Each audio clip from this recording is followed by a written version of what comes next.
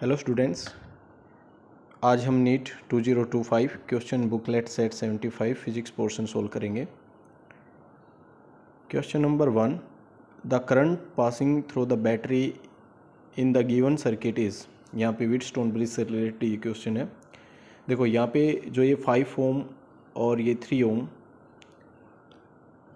2.5 और ये 1.5, अगर यहाँ पे आप देखोगे 3 ओम और ये 1.5 की रेशियो करेंगे तो 3/1.5 आएगा 2। ऐसे ही अगर 5 को 2.5 से डिवाइड करेंगे तो ये जो आर्म है 5 और ये 2.5 की रेशियो करेंगे, ये भी आएगा 2। अगर this resistance R1/R2 is equal to R3/R4, चारों आर्म्स में रेजिस्टेंस 2 आर्म्स की रेशियो करके देखेंगे, ये बराबर आती है। तो यहाँ पे गैल्वेनोमीटर अगर यहाँ हुआ दैट शोज नो करंट, ठीक है, यानी ये आप ओपन कर सकते हो। सो ओपन करेंगे, यहाँ से ओपन करेंगे तो क्या होगा, ये जो रेजिस्टेंस है 2.5 और 1.5 ये आ जाएंगे सीरीज में, E से D और CB ये सीरीज में होगा। 1.5 और 2.5 सीरीज में इक्विवेलेंट होता है, सीधा ऐड करोगे आप इसको 1.5 और 2.5 दैट इज 4 ओम। ऐसे ही ये 3 और 5 ये भी सीरीज में होगा। 3-5 का जो सीरीज कम्बिनेशन है तो इक्विवेलेंट आएगा 3-5 8 ओम। अब क्या होगा, यहाँ पे आप 8 ओम का रेजिस्टेंस बना सकते हो इक्विवेलेंट, और ये एंड है आपका बी एंड, नीचे जो एंड है यहाँ पे ई, और यहाँ इक्विवेलेंट बन गया 4 ओम। ये 8 और 4 दोनों पैरेलल में होंगे, तो पैरेलल का इक्विवेलेंट निकालते हैं, आर इक्विवेलेंट पैरेलल कम्बिनेशन के लिए। तो सीधे इनकी प्रोडक्ट करेंगे, टू रेजिस्टेंसेज अगर हैं तो R1 into R2/R1 plus R2, ये आएगा 8 इंटू 4/12, 4 3 जा यानी 8/3 ओम आएगा। अब यहाँ पे आप 8/3 ओम यूज कर सकते हो E से B के लिए। 1.5, 5.5 और 1/3 ये चारों रेजिस्टेंस अब हो जाएंगे सीरीज में।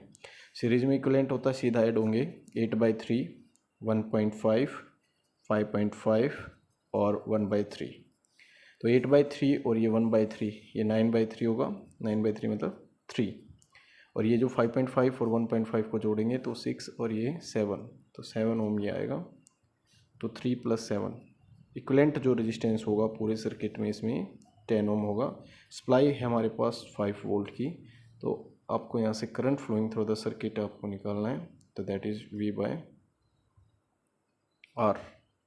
V/R, R है 10 और V हमारा 5 वोल्ट, 5/10 0.5 एम्पियर। पहले इसमें ये बताना है the passing through the battery, तो करंट जो आएगा यहाँ से जो पास होगा that will B 0.5 ampere. So the correct option is option number 3। Question number 2 की अगर बात करें, क्वेश्चन नंबर 2, क्वेश्चन नंबर 2 में इलेक्ट्रिक फील्ड गिवन है, इलेक्ट्रोमैग्नेटिक वेव है, plane electromagnetic wave along Z axis है, और the propagation of the wave है kx + ω t होता है, that is equals to k और x + ω t। यहाँ से जो k प्रोपोगेशन वेक्टर है वो अलोंग x एक्सिस है, यानी जो वेव है वो ट्रेवल करेगी अलोंग x एक्सिस में वेव चलेगी, और जो इलेक्ट्रिक फील्ड है वो जेड एक्सिस में वेरी करेगा। Let's say this is the propagation direction of the wave and electric field along Z axis this, and the magnetic field होगा वो अलोंग y एक्सिस होगा पहले चीज। तो electric field will be along y axis आएगा, sorry electric field along z axis है, तो electric field magnetic field आएगा अलोंग y एक्सिस आएगा, और having the value that find by using E और B जो रेशियो होती है equal to velocity of light, Q force होती है ना मैग्नेटिक QEB, और इलेक्ट्रिक होती है QE। यहाँ से आप निकाल सकते हो, आपको B फाइंड करना है, B, तो B को फाइंड करना है तो E क्या हो जाएगा C। तो एम्पलीट्यूड ऑफ द वेव अगर चाहिए मैग्नेटिक फील्ड एम्पलीट्यूड, तो इलेक्ट्रिक फील्ड मैग्नीट्यूड एम्पलीट्यूड है 60, तो 60 बाय वेलोसिटी ऑफ लाइट 3 × 10⁸, तो ये आ जाएगा 20 × 10⁻⁻⁸, या 2 इंटू 10⁻⁻⁷। तो जो मैग्नेटिक फील्ड है that will be along Y axis and amplitude of the magnetic field this and propagation direction same as electric field. तो दैट विल बी प्रोपगेशन है wave का वो जैसे इलेक्ट्रिक फील्ड में वही होगा। तो cos 5x + 1.5 इंटू 10⁻⁹ तो आएगा ही, टेस्ला में यूनिट हो जाएगी, ऐसा यूनिट वोल्ट पर मीटर है।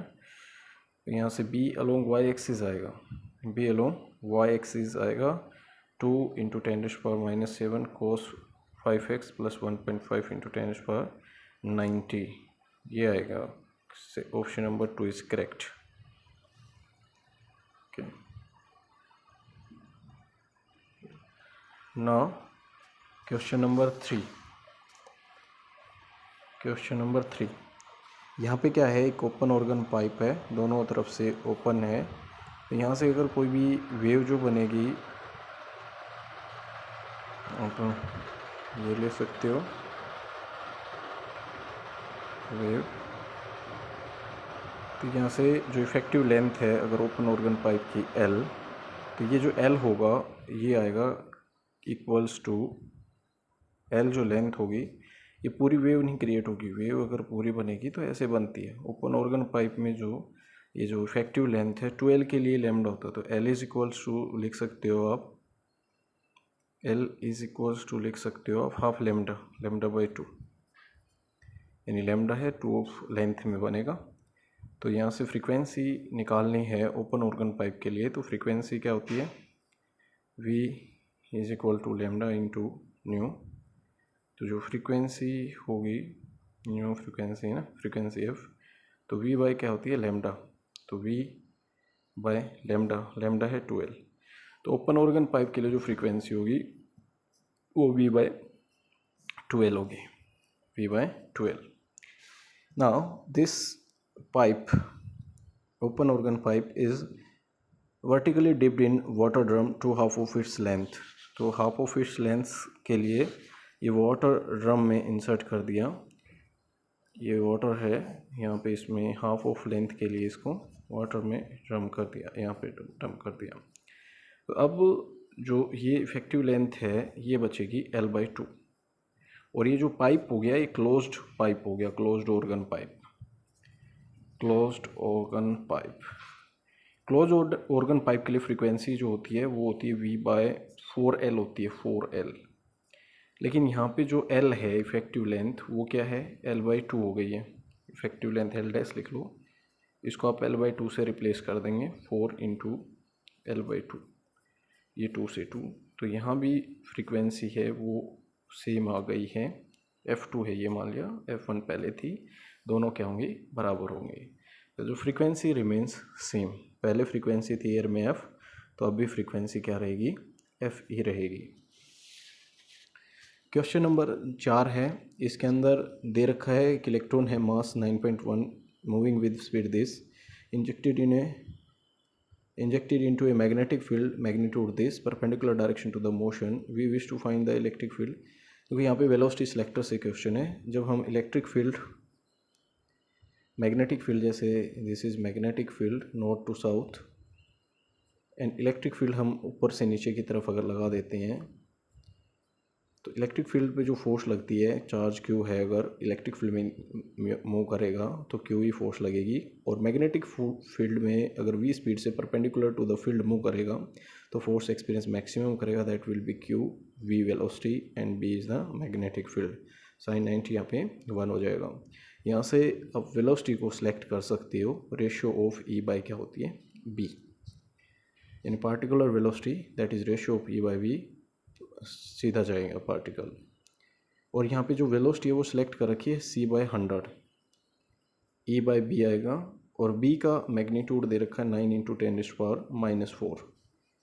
तो यहाँ से हमें निकालना E की वैल्यू, तो ये आएगा 9 इंटू 10⁻⁴ इंटू C, 3 इंटू 10⁸ और बाई 100 10⁻² होता है, ऊपर जाएगा ये, यहाँ पे 6 बच जाएगी। तो 9 2 जा 27 इंटू 10⁻² बचेगा, 10⁻² बचेगा।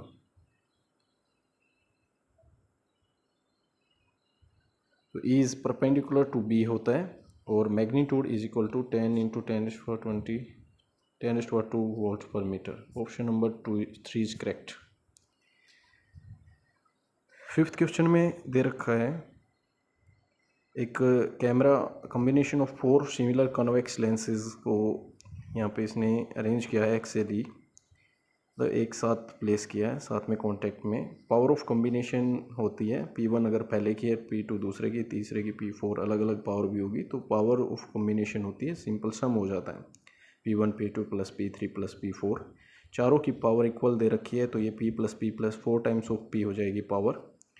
मैग्नीफिकेशन जो होता है कॉम्बिनेशन का वो मल्टीप्लाई होता है M1 M2 M3 और इक्वल मैग्नीफिकेशन के हैं ये, तो ये हो जाएगा M 4 टाइम्स। तो M 4 टाइम्स मल्टीप्लाई करोगे तो M⁴ तो fourth option is correct. Question number 6 में दे रखा है एक 2 ampere current flowing through 2 different small circular copper coils having radius this, the ratio of their magnetic moments is.